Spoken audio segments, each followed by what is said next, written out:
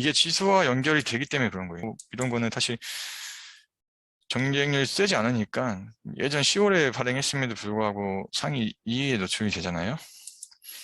근데 제가 하는 방법은 일단 여러 가지가 있지만 일반 이슈성 글과 홍보성 글을 같이 믹스시키는 것도 하나의 방법이겠죠. 마케팅 할 때도 실제 마케터로 제휴 마케팅 할 때도 그렇게 많은 방법을 하는데 뭐 직접적인 타겟층이 일단 그걸 뭐 상품을 직접 검색하러 온 사람들보다는 그래도 아무래도 그것을 구입하려고 했던 욕구가 있었던 건 아니기 때문에 전환이 좀 적을 수는 있지만 일단은 많은 사람들이 들어오게 하는 거에 중요한 거라고 생각하거든요, 저는. 그래서 이슈성, 홍보성 글을 최대한 해서 많이 노출시키자 이런 부분들.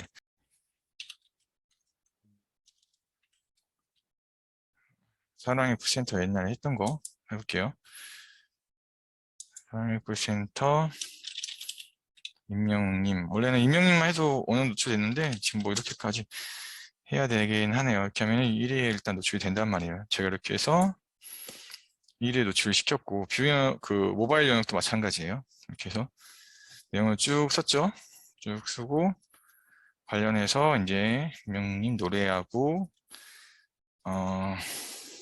관련 내용들을 좀 다루고 저희가 운영하고 있는 회사 유튜브 채널하고 넘어갈 링크도 같이 달았죠. 네. 이런 것들 또 방법이라는 거죠. 한 예를 들어서 이야기를 한 거고요.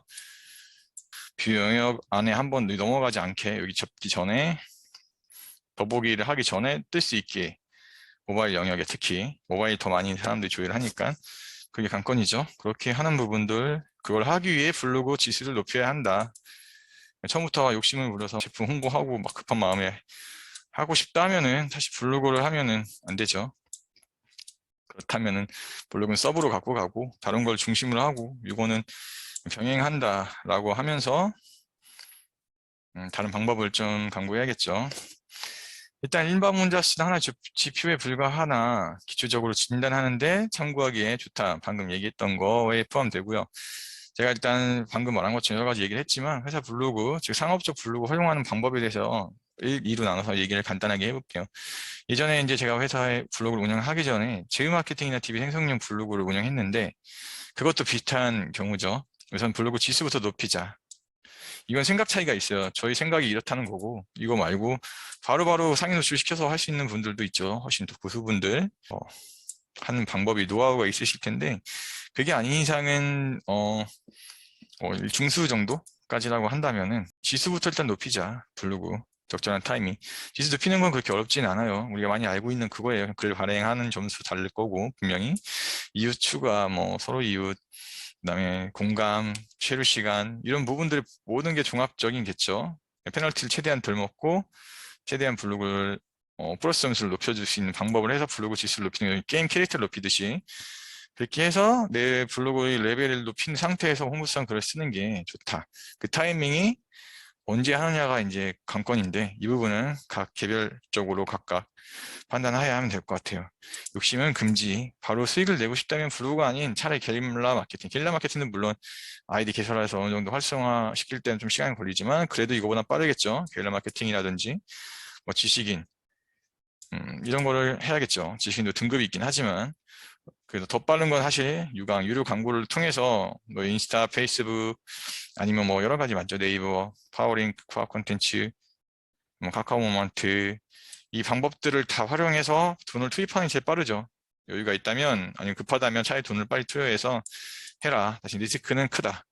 시간적인 부분은 두 번째 할지라도 그거에 대한 리스크가 블로그는 지식인보다 크기 때문에 이런 경우는 좋은 대행사를 갖추거나 좋은 직원 이런 걸 좀 경험이 있는 직원을 뽑아서 그걸 진행하는 방법이 필요한데 어쨌든 큰 금액이 왔다 갔다 하는 거기 때문에 이 부분을 좀 더 진단하고 그걸 체크하기에는 시간이 걸리겠죠. 일단은 자, 회사 블로그 활용법 두 번째로는 블로그는 내 것도 회사 것도 아니다. 그리고 네이버 거다. 훨씬 빠지는데 이거 내 건데 라고 할 수 있죠. 저도 그렇게 말을 많이 했는데 보니까 이건 네이버 거더라고요. 예, 언제든지 저품질을 맞을 수 있고 저품질 안 맞으면 좋죠. 제일 안 맞게 할 수, 몇 년 동안 운영하시는 분들은 저품질을 안 맞게 할 수 있는데 이걸 홍보성으로 만약에 한다. 뭐 이 블로그를 그냥 정보성만 오고 그 네이버 애드 포스트만 이렇게 받는 식으로 하고 싶다라고 하고 뭐 한다면은 그 위험성이 거의 많이 떨어지는데, 어쨌든 홍보성 링크 아니면 뭐 제휴업체와도 연결하든 그 링크를 외부 링크로 하든 그 글을 쓰든 유사문서에 빠지든 이 모든 걸 종합했을 때 어쨌든 저품질 위험성이 항상 노출이 돼 있어요. 내게 아니라는 거. 그렇기 때문에 내가 그동안 계속 쌓아 올린 이 블로그가 하루 어느 날 갑자기 저품질로 날아가 버릴 수가 있죠. 네, 저품질로 보내본 사람만 알 거예요. 그렇기 때문에 저품질이 있다 없다 뭐 용어가 그런 게 아니다라고 하지만 결론은 어쨌든 품질에 걸렸으면 나오기가 쉽지 않거든요.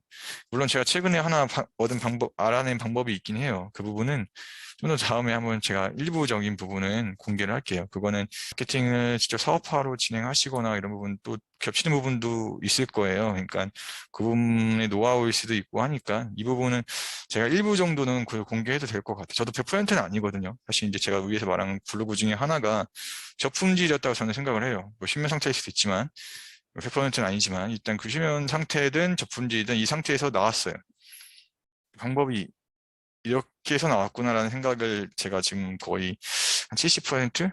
80%, 70, 80%는 그 생각을 하고 있기 때문에 그 부분을 한번 다음에 일부 제가 공개를 해볼게요.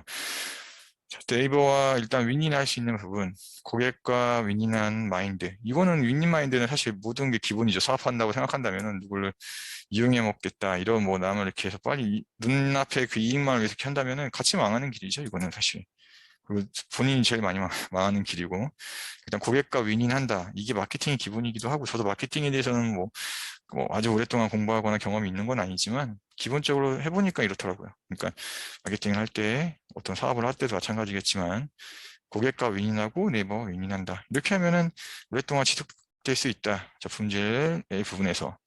이 핵심이라고 저는 말씀을 드리고 싶어요. 생각은 차이가 있겠지만, 저희 생각이 그렇다는 거예요. 자, 일단 상업적 느낌을 최대한 지우거나 아니면 그냥 아예 그냥 보통 큰 회사들, 대기업들 이런 회사들은 아예 대놓고 홍보를 하잖아요. 그 블로그 자체를 브랜딩화하고 그뭐 일방문자 수뿐만 아니라 어마어마하게 유입이 되니까 그 자체가 이미 브랜딩화가 됐기 때문이 그렇죠. 뭐 스타벅스, 뭐 코웨이도 마찬가지고 SK 매직도 마찬가지고 제가 하는 연결된 본사 쪽이니까 어쨌든 대놓고 홍보를 해도 엄청난 유입자가 많아요. 유튜브도 마찬가지고 뭐 이거 이런 부분과 우리가 비교할 수는 없지만 작은 회사라든지 아니면 작은 그런 부분도 필요하다면 일단 브랜딩화를 하자. 그걸 하기에 유튜브든 어쨌든 블로그든 이 부분이 가장 효과가 좋다라고 저도 뭐 많이 해보진 않았죠. 하지만 그렇게 저는 생각을 하고 있어요. DB, 홍보성 뭐 넘어가기, 링크 뭐 바로 수익을 내는 것도 좋지만 브랜딩화로 했을 때가 가장 효과가 좋다라고 생각을 여전히 하고 있습니다. 일단 외부 링크. 당연히 이것 다 브랜딩화해서 뭐 어쨌든 큰 회사 그런 거를 대놓고 홍보한다 해도 결론은 이것도 어쨌든 네이버 거예요. 이 블로그 자체는. 그 회사 게 아니죠. 그 회사가 아니니까 네이버 홍보 링크는 어쨌든 조심해야 된다. 이와 관련해서는 이제 워드프레스라든지 제가 요즘 계속 관심 있는 IMF 사이트라든지 홈페이지 만들 수 있는 사이트들이 꽤 있잖아요. 그런 사이트들도 계속 저도 이제 보고 분석하고 공부도 하고 해보기도 하고 있는데 그런 워드프레스 쪽도 좀 더 관심을 갖고 주목하고 있어요. 이제 블로그의 장단점이 있고 워드프레스 장단점이 있듯이 그런 부분들을 좀 보완할 수 있는 부분들이 있기 때문에 같이 가면 더 좋지 않을까라는 생각을 하고 있습니다. 다음에는 제가 한번 저품질 부분에서 아까 말한 것처럼 탈출하는 방법에 대해서 일부 이야기를 해볼 거고요. 그 다음에 이걸로 얼마큼 수익이 내는지에 대한 부분은 제가 사실 체킹하기는 어려워요. 그러니까 이 블로그에서 일방문자가 2,500명 달성했다 해도 실제 뭐 현재로서는 블로그 지시 맞는 건 1,000명 정도 좀 넘는 거죠. 그 정도 됐을 때 얼마큼이 효과가 있느냐는 사실 가늠해 볼 수밖에 없어요. 뭐 아까 말한 것처럼 그런 저희 회사가 뭐 그런 쪽 제품이라고 하면은 그 정수기 뭐 제품이든 IT 제품이든 가전제품이든 이걸 했을 때 홈페이지 넘어가게 하잖아요. 그럼 조회수가 한 예를 들면 400명 정도의 그 분명 조회수가 나왔거든요. 하나가요. 그 글에 대한 그 발행된 글, 홍보글 400명 조회수가 나왔다면은 이거에 대해서 제가 하단부에 링크를 달았어요. 홈페이지죠. 회사 홈페이지 달았을 때 넘어갔을 때 뭐 진짜 최소로 잡았을 때 전환율 뭐 20%, 30% 넘어가는 부분을 했을 때 그 정도를 봤을 때도 10%라면 40명, 20%면은 80명이 되겠죠. 지금 해서 80명이라고 해볼게요. 80명이 홈페이지 넘어갔어요. 이 80명 중에서 과연 몇 명이 그걸 구매할까를 보아야 되는데, 최소로 잡았을 때 10%라고 해도 10명 내외라고 해볼게요. 그 하나의 10명 내외의 전환율이 있다? 정수기든 어떤 가전제품은 고가 형태잖아요. 100에서 150만 원이라고 했을 때 괜찮지 않을까라는 생각이 저는 들어요. 사실 그래도 10명이 이걸 구입했을 때 매출로만 보면 그래도 1000만 원 정도? 10개가 했을 때 1000만 원의 매출이 발생하는 거잖아요. 그 하나당. 매일마다 그 글을 발행할 수는 없지만 일주일에 한두 개 정도를 발행한다 해도 한 달이면은 그래도 얼마 정도의 효과가 있는 거라고 저는 보이거든요. 전환이 얼마나 나오는지가 일단 정확히 보이지가 않으니까 대략 가늠만 할 수 있으니까 과연 효과가 있는 건지 없는 건지 이 부분에 대해서는 보완책이 있긴 해요. 그게 뭐 랜딩 페이지라든지 뭐 DB로 전환할 수 있게 하는 부분인데 전환율이 확실히 떨어지겠죠. 홈페이지를 바로 넘어가게 해서 콜 전화가 오게 하는 거랑 제품에 따라 다르지만 그런 부분에서 바로 홈페이지로 다이렉트로 가게 해버렸을 때 여러 종류의 제품을 볼 수 있고 거기에 대한 상품이라든지 이런 그러니까 깔끔하게 꾸며져 있는 거랑 간단한 심플하게 랜딩 페이지만 딱 돼 있는 거랑 물론 고객의 선호도의 차이가 있지만 어떤 게 더 나을지 일단 제가 알아보고 분석했을 때는 홈페이지로 넘어가게 해서 콜로 오게 하는 게 사실 효과는 더 높거든요. 효율이. 이 부분 때문에 고민이죠. 저 역시 고민이고 이제 사업하시는 분들도 고민인 거죠. 이 부분은 좀 더 저도 연구해서 이런 불안 요소, 이제 불확실한 요소를 분명하게 하는 부분을 좀 찾아야 될 것 같아요. 랜딩 페이지와 홈페이지 이 부분을 연구해서 계속 하면은 좀 더 디테일하게 카운팅하는 부분이라든지 뭐 쇼핑몰처럼 어떤 물건이 판매되지는 않더라도 그런 부분이 얼마큼 효과가 있는지를 보여줄 수 있으니까요. 이 부분은 저도 다음 좀 더 보고 나중에 이야기를 해보도록 하겠습니다.